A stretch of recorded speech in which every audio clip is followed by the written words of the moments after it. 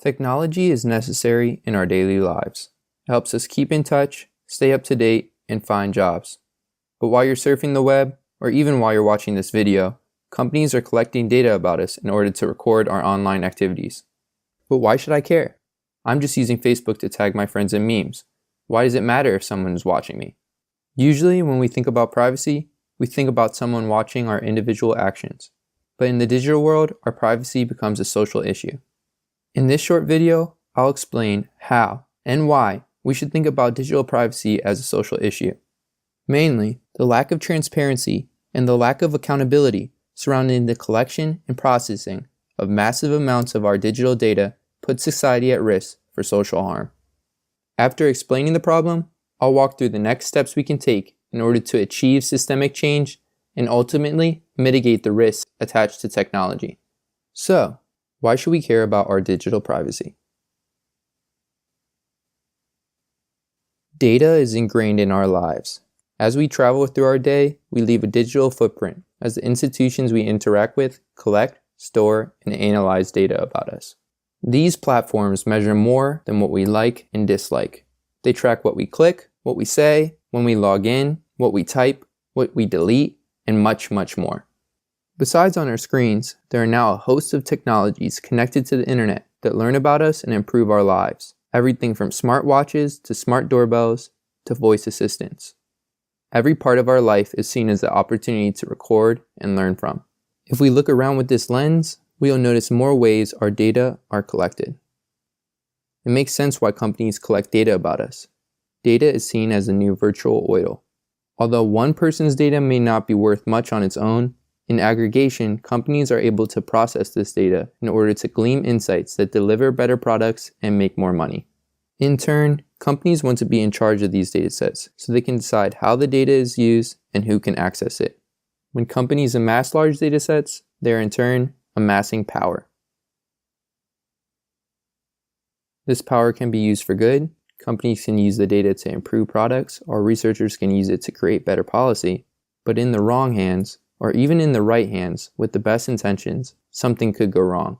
In 2016, a British political consulting firm, Cambridge Analytica, used a researcher's Facebook data in an attempt to influence the US presidential election.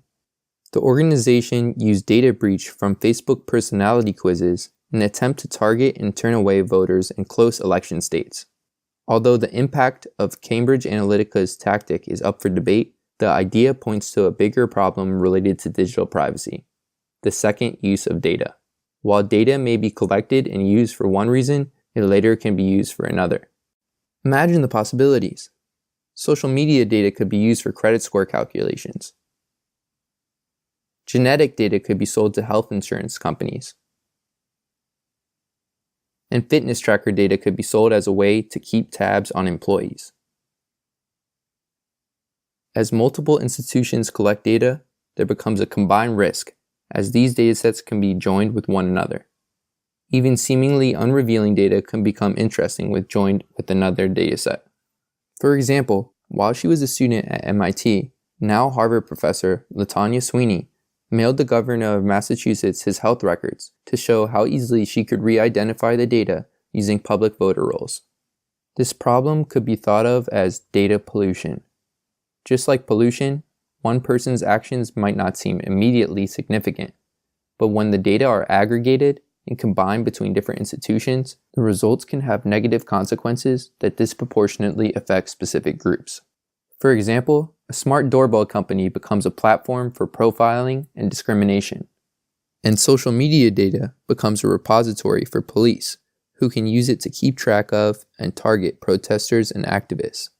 To make matters worse, Amazon sells facial recognition technology to police, making it easy for them to determine political affiliation from protest photos.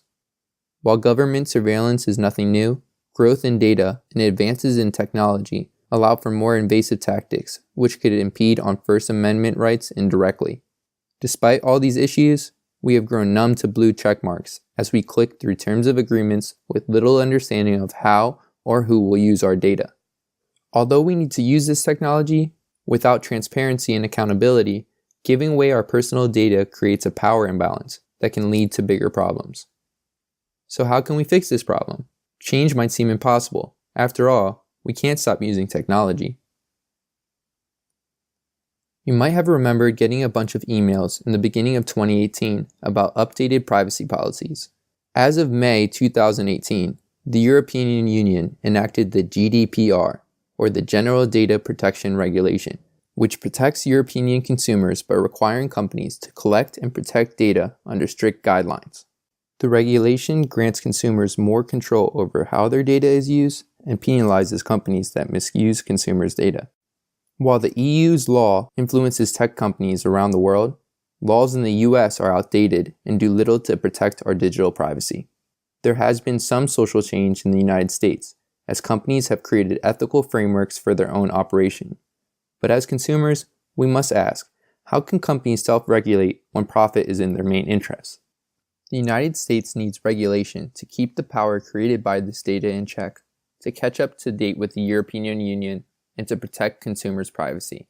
Regulation could ensure transparency with how our data is used and accountability if something goes wrong. We can push towards productive regulation by shifting social norms and putting pressure on companies. One way we can create change is by using healthy data practices online. Companies will notice if a large portion of the United States start using data security practices like DuckDuckGo, a search engine that protects web search privacy, and Privacy Badger, a web browser extension that blocks online trackers.